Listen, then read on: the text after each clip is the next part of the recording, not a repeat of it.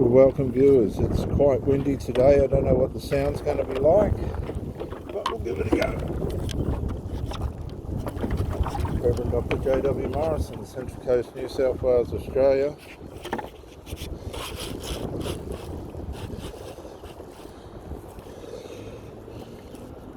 Here we go.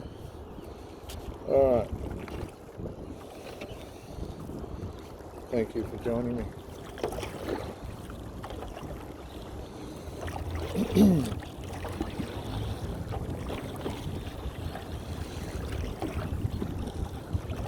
Different story today. We've got a bit of wind. It's not so calm. It's going to be a bit of a challenge.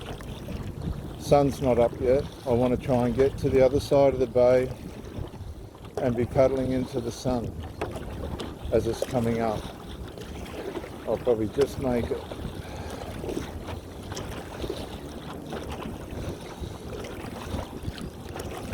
Okay, when you start a relationship, there's certain things you just need to know. And the first thing is you need to be the best possible version of yourself that you can be before you even start. Okay, before you start. Otherwise, you're going to be depending on someone to be rehabilitating you, helping you through whatever your issues are, and that's not going to be fair on them.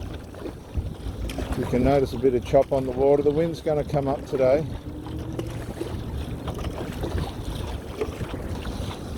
That could make things very tricky.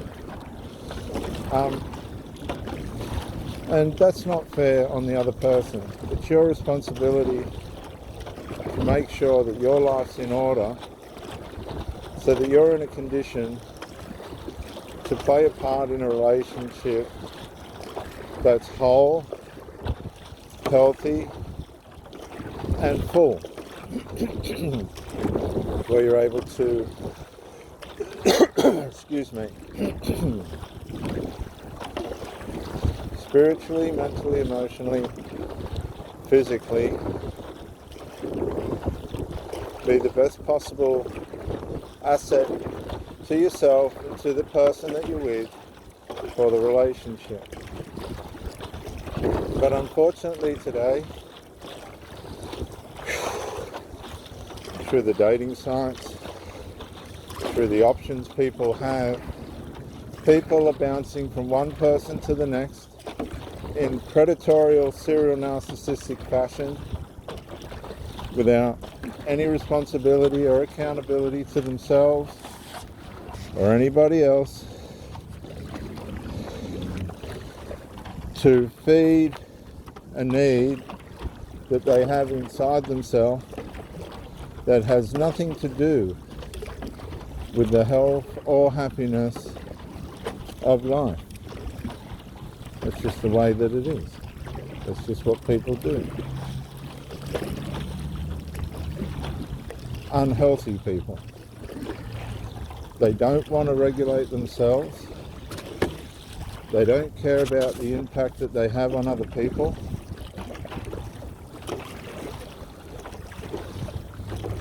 Because they don't care about themselves. They're chasing the deceitfulness of lust. And lust does deceive. By the minute. Lust wants as many victims as it can have on a daily basis. It's addictive. See, lust in itself is addictive. Without the other addictions that can be associated with it, which reinforce and strengthen it. Lust is strengthened by nicotine. Lust is strengthened by alcohol, dope, medications, and all other sorts of drugs can quicken the deceitfulness of lust and the will to want to have it and find it. It's just how it works, viewers. It's just what it does to people. And when lust gets a foothold on somebody, it won't be happy until you become addicted to it.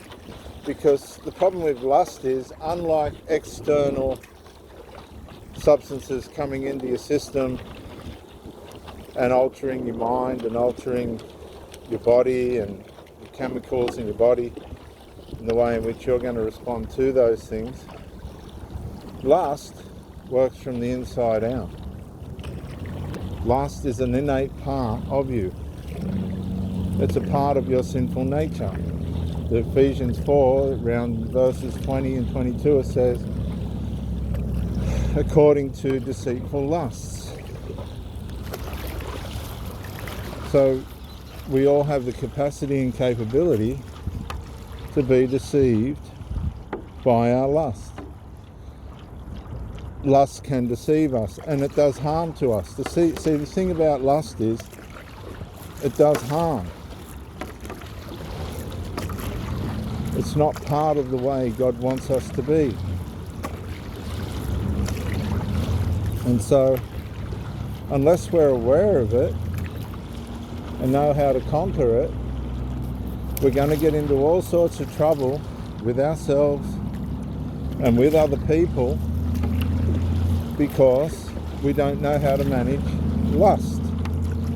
And lust takes no prisoners. Lust has no care about anyone or anything. Lust will make you want the extra tablet. Lust will make you want to masturbate. Lust will make you want to buy the carton of cigarettes that you can't afford. Lust will make you want to manipulate the other person, control another person. Lust will make you make decisions that are not good for you or anybody else.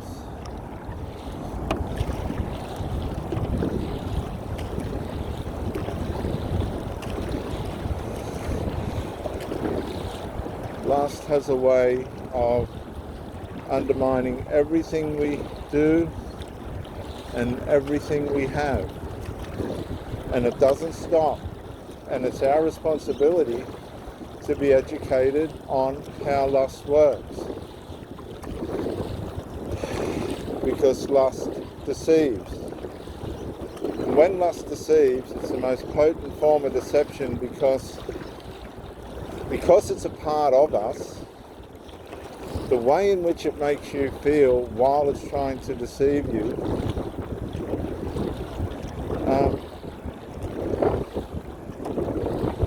instinctively thinks that your bad decision is right.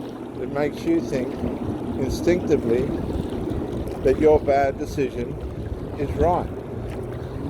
Now we might be in trouble here, viewers. This is really shallow. So far so good. Oh, a bit of a touch. I don't want to fall in. Uh-oh. Oh, viewers, that's shallow there. Come on, come on, come on. We made it. Lust has a way of embedding itself into our conscience and camouflaging itself in a way in which we believe what it's encouraging us to think is right. Because not only does it bring thoughts, lust can bring and will bring feelings as well. So lust combined with its thoughts and its feelings and the things it's generating inside our psyche, the way it's forming the way we feel and we think, equals self-destruction. Because that's what our carnal nature wants. It combines all the internal ingredients of our persona, personality and character, core beliefs, thoughts, thinking, feelings, to work against us. That's what it does. And if we're not aware of it, you add nicotine, medications, alcohol, weed to that, you've got yourself a recipe for disaster. And that's why a lot of people end up in affairs. They can't manage the relationships they're in. They have no care for themselves. They pretend that everything's all right when it's not. They're judgmental, critical, backbiters, conceited, jealous. They feel left out, left behind.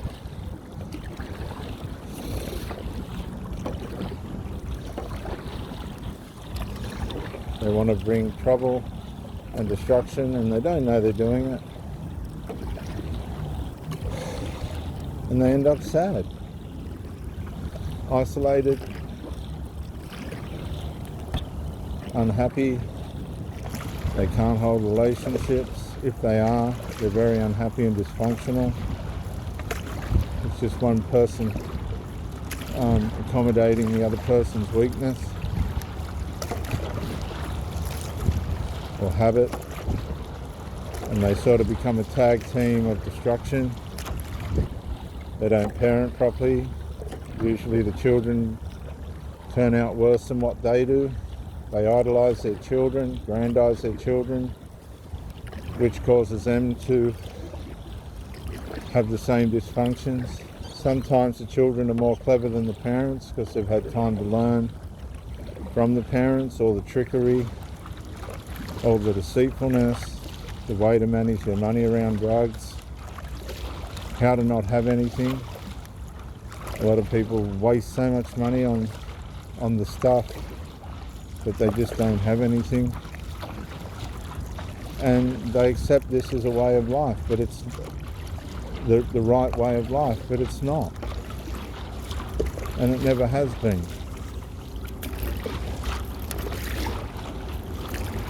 That's what lust does. It totally twists you into thinking that the wrong way of life is right.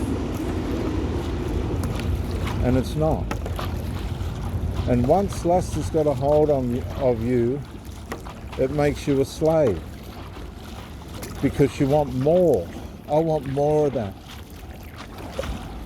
But it's no different to a drug. It's dopamine effect. It's thrill. The chemicals that it enables to be released in the body begin to wear off. And now you start to experience pain, frustration, depression.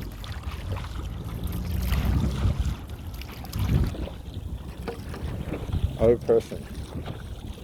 A few fuddies around. There's a few fish around, eh? Hope you get a few, mate.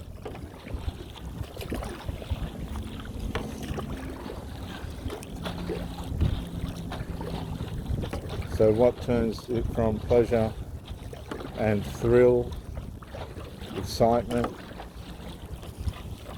and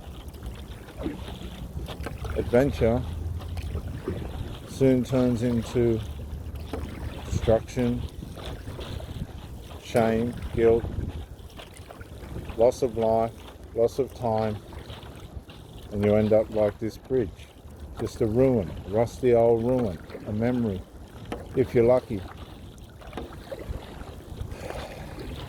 with all the marks of the graffiti and bad decisions that you made to fulfill your lust.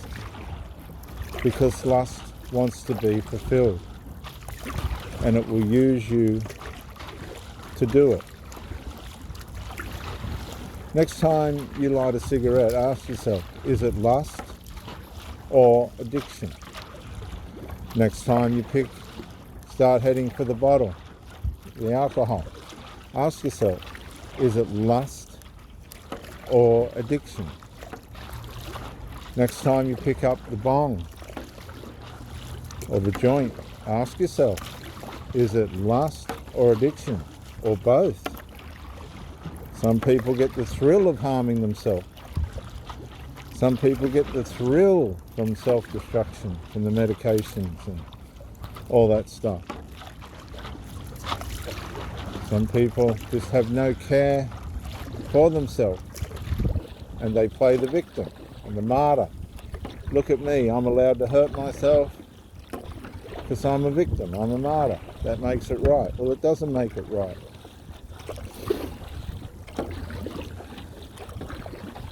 Just doesn't make it right. It's just not the right way to live. It's irresponsible. negligent, ignorant, selfish, conceited, arrogant, sarcastic, and self-loathing. That's all it is. That's all it is.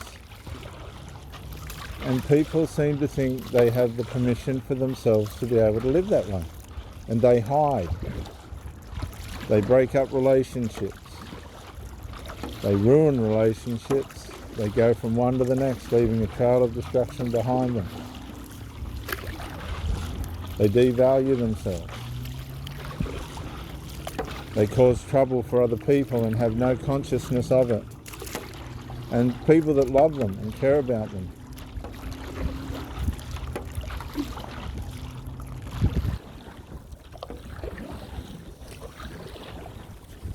Sometimes we just make decision after decision daily on micro-incremental levels,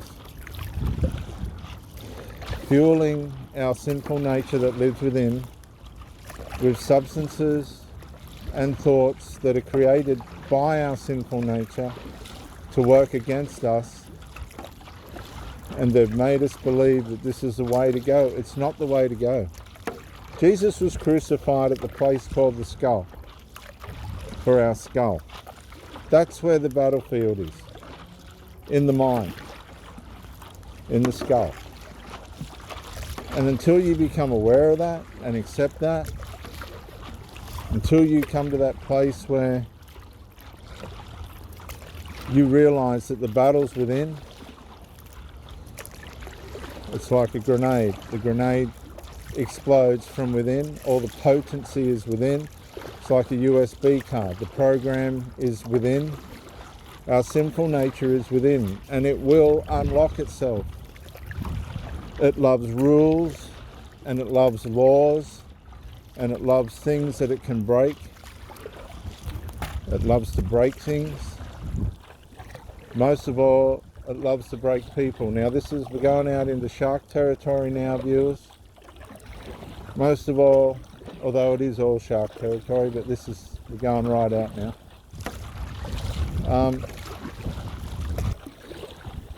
This is where it works. It's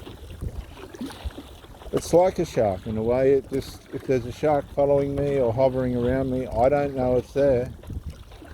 And I'll never know it's there unless it attacks. And that's a decision based on the shark. With our carnal nature, it ingredients itself, it fuses itself in a way in which it comes into our psyche.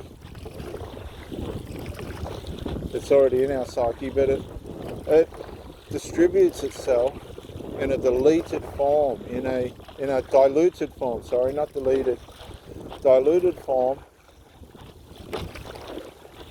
So we don't know it's there. It's like a cordial. It starts to cordial itself into our system from within, but now it's coming out into our system, into our thinking, into our feelings, to make us make decisions that are going to harm ourselves. That's how the carnal nature works. The Trojan horse, back in the days of Troy, this story of the Trojan horse, it had no power until it got in, which our carnal nature is in. We're born with it, our sinful nature, evil nature. But it was of no use until it spilled out, until the people in it, the soldiers in it, the assassins and all the evil in it, spilled out. Achilles and all these spilled out. Sun's not come up yet, viewers. We're out there. They say don't swim in the water sun down or sun up. We're breaking all the rules. I think it's just about to come up.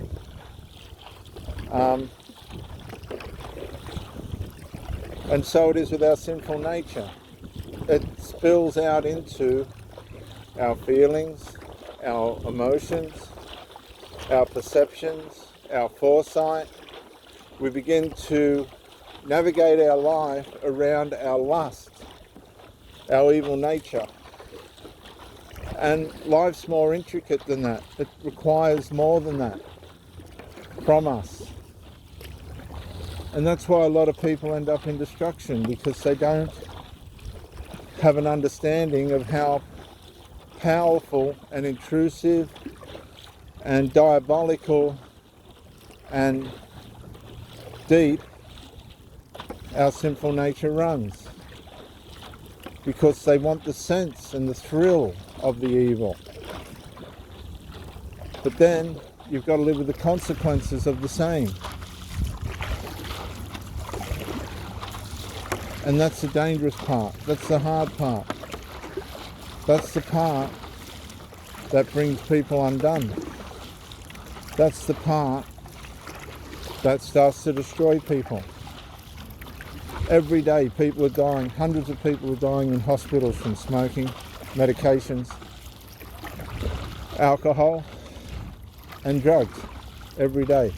If it's not premature by an accident or overdose, it's slow via it's just wearing out the mind and the body.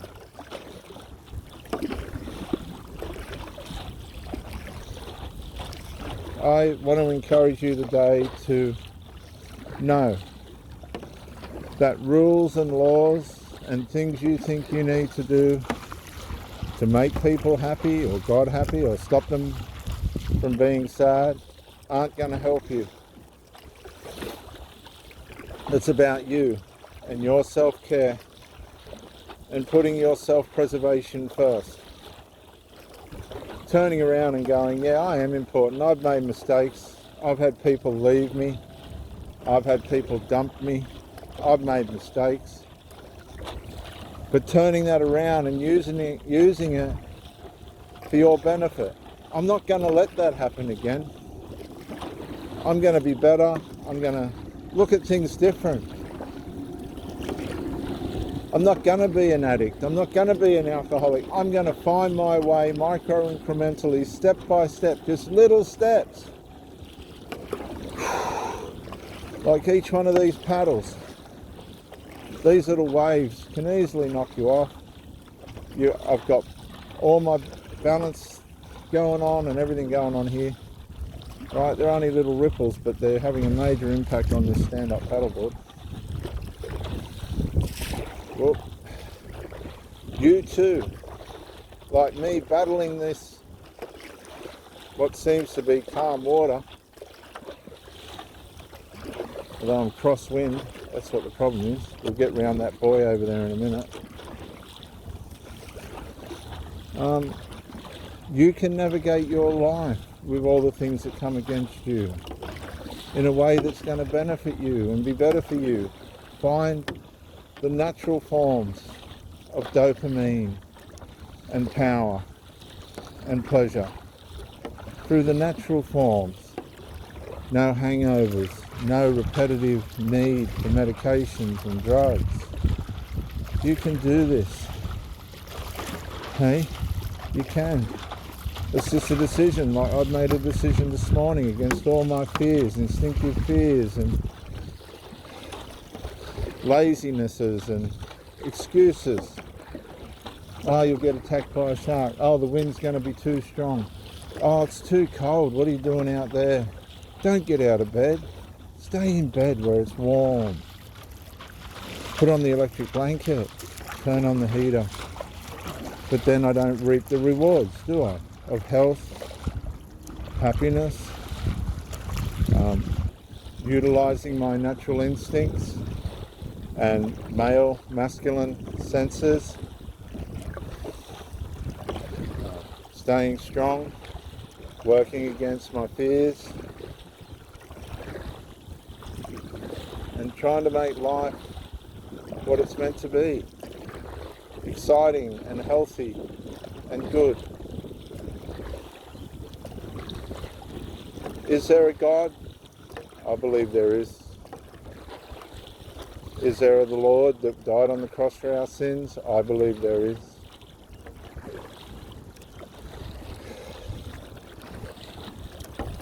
and he took upon himself our sinful, evil nature. He who knew no sin, viewers, Jesus didn't know sin. He didn't know the evil that we go through. Took upon himself our evil and sin, so that by choice we could have his righteousness working in us. He'll empower us to find our way out of our sinful nature, to undo it, to unravel all the ties and evilnesses that harm us and affect us. He did it on the cross. When you look to the cross and you go, Lord, I need the life that you gave to get rid of my death.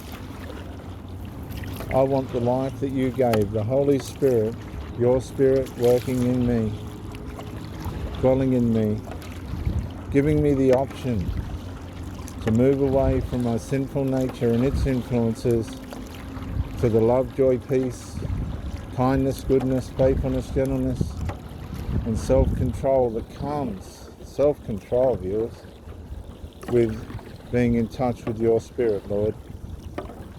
Thank you for dying on the cross for my sins.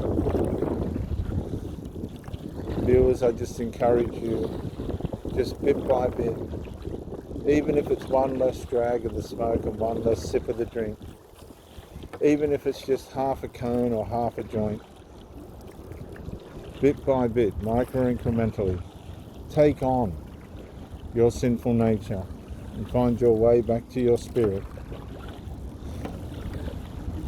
And let the wicked forsake his way, the unrighteous person their thoughts. Let them return to the Lord and to our God.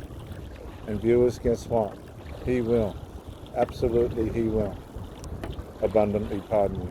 This is Reverend Dr. J.W. Morrison. Be encouraged. Bye for now.